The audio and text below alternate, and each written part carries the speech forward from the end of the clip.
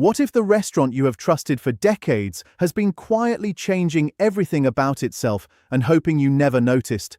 Something happened to KFC UK. Something gradual, something deliberate, and something that millions of customers are now pushing back against.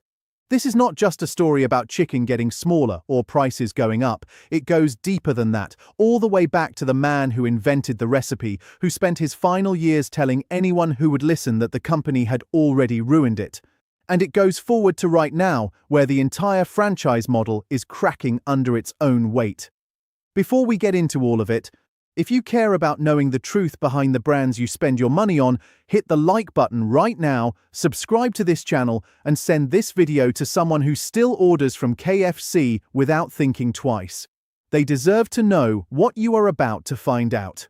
So let us start at the very beginning, with the chicken itself. Most people assume that when they order from KFC, they are getting a piece of chicken that grew the way chickens are supposed to grow. That assumption is wrong. The birds used by KFC in the UK come from breeds that have been selectively developed over decades to put on weight as fast as biologically possible. We are talking about a bird that reaches full slaughter weight in around 35 days. A more traditional breed raised in more natural conditions takes more than double that time. And what happens when you push a living creature to grow that fast? The body cannot always keep up with itself. The breast meat swells faster than the skeleton supporting it. The heart strains to supply blood to tissue that is multiplying at a rate nature never intended. Leg problems and cardiac stress are not fringe concerns invented by activists. They are recognized, documented welfare issues that come with this style of intensive farming. Back in 2019, KFC put its name to something called the Better Chicken Commitment. A pledge signed alongside other major UK food businesses to switch to slower-growing, higher welfare breeds by 2026. That deadline came and went. In February of 2026, KFC formally stepped away from the commitment. Their own head of sustainability said publicly that availability of higher welfare birds was, in her words, a massive issue because the wider poultry industry had not moved fast enough to supply them. That admission landed in the same quarter where KFC's UK and Ireland business announced record same-store sales growth of 7%. The best quarter in the brand's history in this country. You might expect that kind of result to come from genuinely better food. It did not. According to the company's own earnings call, that record was driven by a limited-time pickle-themed menu borrowed from Canada. Temporary toppings, not better welfare. A promotional gimmick, not a better bird. And this matters because it tells you something important about how this company thinks. When the results look good, they publicize them loudly. When the welfare commitments fall short, the language gets careful and quietly. Record-breaking quarter. Cannot meet a 7-year-old promise. Both true. Only one of them made it into the press release. But the welfare issue is only the beginning of what went wrong. Let us talk about what happened when KFC managed to run out of the one thing it exists to sell. In early 2018, KFC switched its entire UK delivery contract from Bidvest, a company with specialist experience in food logistics, to DHL. The reasoning somewhere up the chain was that this would be more efficient. What it was, in practice, was catastrophic. Fresh chicken has a short shelf life. It needs precise temperature control, tight scheduling, and a delivery system that actually communicates with the warehouse receiving it. DHL's routing software could not talk properly to the depot computers. Lorries got stuck inside distribution centers. Other lorries backed up outside on the motorway with nowhere to go. At the worst point, more than 500 of KFC's roughly 900 UK restaurants were forced to close. Some reports in the days that followed put the number even higher. Police forces in London and Manchester had to release public statements reminding people that a missing fried chicken order is not a matter for emergency services. Individual franchise owners sat watching their restaurants stand empty, still paying staff wages and rent, with almost no revenue coming in for days at a stretch, all because of a logistics decision made far above their level. KFC eventually had to bring Bidvest back to cover much of the country because DHL simply could not manage the job alone. The lesson a responsible company takes from that experience is that fresh food supply chains are not the place to cut corners. The lesson this company appears to have taken is that a witty crisis response tweet can smooth over almost anything with the public. Now let us talk about the man whose face appears on every single bucket sold. Colonel Harlan Sanders developed the original recipe in 1940 at a small restaurant in Kentucky. He sold the company in 1964 and stayed on as its public face. And he spent a significant portion of his remaining years making clear in public that he was furious about what had been done with his recipe. In a 1978 interview, he described the gravy being sold under his name as horrible. He said the company was buying tap water and combining it with flour and starch to produce what he called pure wallpaper paste, and that he recognized it because he had watched his own mother make wallpaper paste with exactly those ingredients. He went further, describing the chicken itself at one point as little more than a dough ball wrapped around some meat. A franchise owner in Kentucky was apparently so offended by these comments that they took legal action against the Colonel and the publication that ran them. Think about what that means. The actual creator of the recipe was publicly denouncing the product before most of the changes we are describing here had even happened. The face on the bucket was in open conflict with the bucket, and the company kept the face there anyway.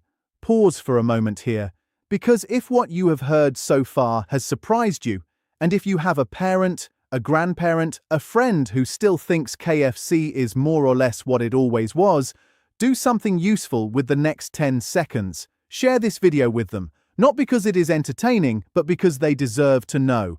Come back and keep watching. There is still a lot more to get through. The Colonel's frustration maps almost exactly onto what long-term customers describe today, entirely independently of each other.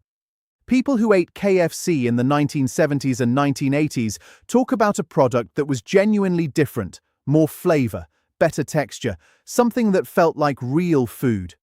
Then they tried it again years later and were surprised by how oily, how salty, and how hollow it had become. That is not purely nostalgia.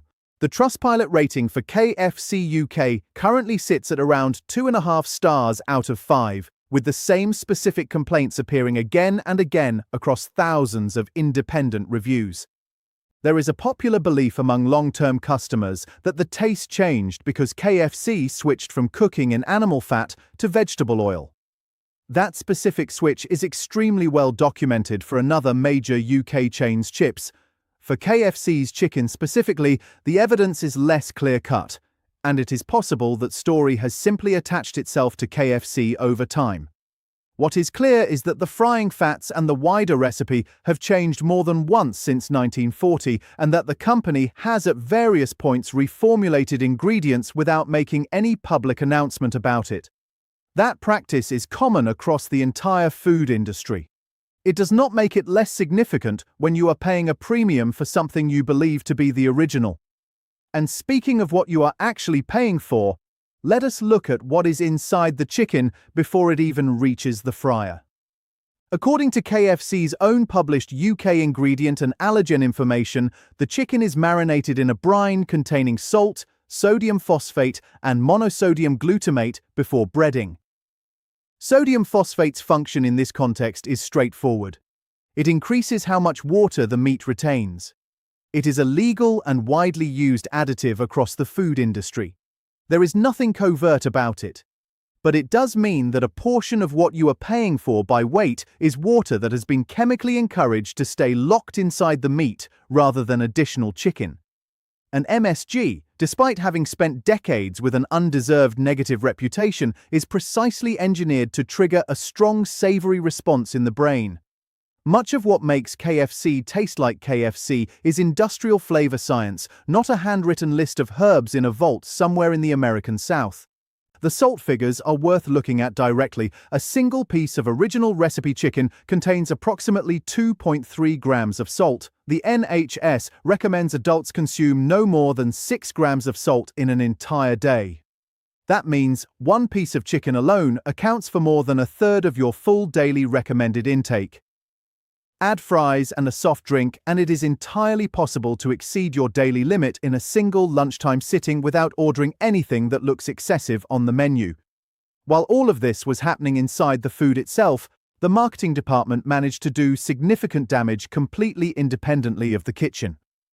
In 2025, KFC ran an advertisement as part of a campaign called Believe, made with the agency Mother.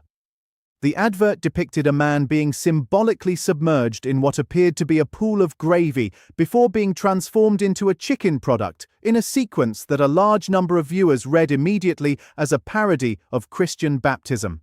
More than 700 formal complaints were filed with the Advertising Standards Authority. Viewers described the advert as distressing, disrespectful, and deeply offensive. The ASA reviewed it and decided it did not breach advertising rules, so no ban was issued.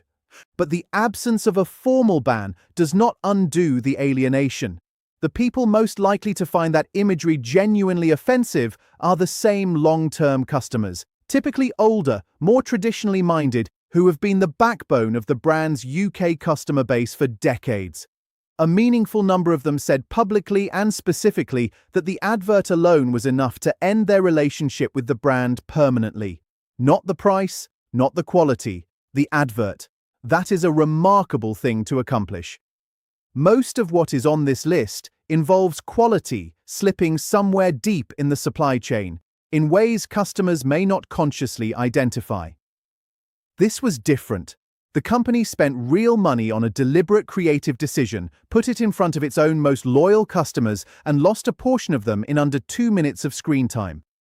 And while the marketing department was generating complaints about religion, the business strategy team was deciding the answer to declining loyalty in the actual chicken was to become a drinks brand.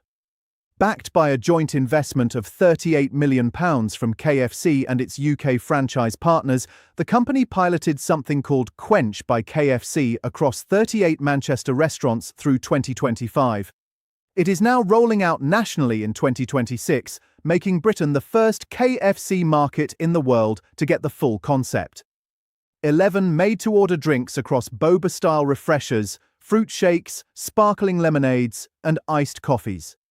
The company's own strategy director said openly that the purpose was to give customers more reasons to visit beyond the chicken itself.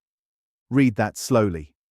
The official justification for launching an entirely new product range is that the original product is no longer sufficient reason to come in. From a pure margin perspective, the logic makes sense. Drinks are significantly more profitable than fried chicken. The company says these refitted stores are recovering the investment cost within 3 years. But the operational consequences for the kitchen are real and they matter. A KFC kitchen was built around a single repeatable rhythm. Receive the chicken, bread it, fry it under pressure, hold it at temperature, box it, hand it over. That system only works cleanly when it stays focused. Every new product added to the menu, whether it is a boba refresher, an iced latte, or a new sauce platform, brings its own ingredients, its own equipment requirements, and its own capacity to slow everything down during a busy service period. People inside the food industry call this complexity creep. A kitchen that once ran efficiently on a handful of processes now has to sequence drink preparation, sauce mixing, packaging for multiple product lines, and fresh chicken frying all simultaneously with the same number of people during the exact same Friday night peak.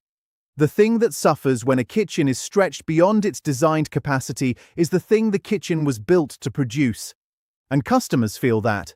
In longer wait times, in chicken that has been sitting in a warming cabinet past the point where it tastes right, in orders that arrive at the table missing something that was clearly on the receipt.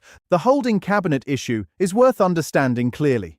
Once chicken comes out of a pressure fryer, it has a limited window, typically 30 minutes or so, before it should be discarded and replaced, because it dries out and loses texture and quality as time passes. In a branch that is well-staffed, properly managed, and running at a healthy margin, that rule is followed. In a branch that is financially squeezed, throwing away cooked chicken can start to feel like throwing away money. That window has a way of quietly stretching, and customers end up biting into a piece that looks correct from the outside and turns out dry, stringy, or oddly tough in the middle. Not because the chicken was bad when it came out of the fryer, because it sat too long afterward. This connects directly to the deepest structural problem in the entire KFC UK story, one that explains almost everything else on this list. KFC does not operate most of its UK restaurants. Franchise owners do. The corporation owns the brand, writes the standards, controls the menu, and collects royalty and marketing fees from every sale. The person actually paying the rent, the energy bills, and the staff wages is a local business owner who typically paid a significant sum just for the right to operate the franchise in the first place. When energy costs, ingredient prices, and the national living wage all rose sharply at the same time over the past few years, those franchise owners were squeezed from every direction at once. They could not easily raise prices much further without customers walking away. They could not easily cut costs without it eventually showing up in the food or the service. The pressure had nowhere to go except onto the tray in front of you. In June of 2024, a group of companies trading as Cascade Caterers, which together operated 53 KFC restaurants across the south of England, went into administration. Around 40 of those restaurants were sold to another franchise group for approximately £17.5 million, preserving most of the jobs. But a handful of locations, including branches in Dover, Crayford, New Milton, and Christchurch, simply closed for good. No buyer came forward, the doors shut and did not reopen. This is why you can walk into one KFC and have a perfectly decent meal, then visit another branch 5 miles away under the exact same branding and have a completely different experience. It was never really one consistent operation serving you the same product across the country.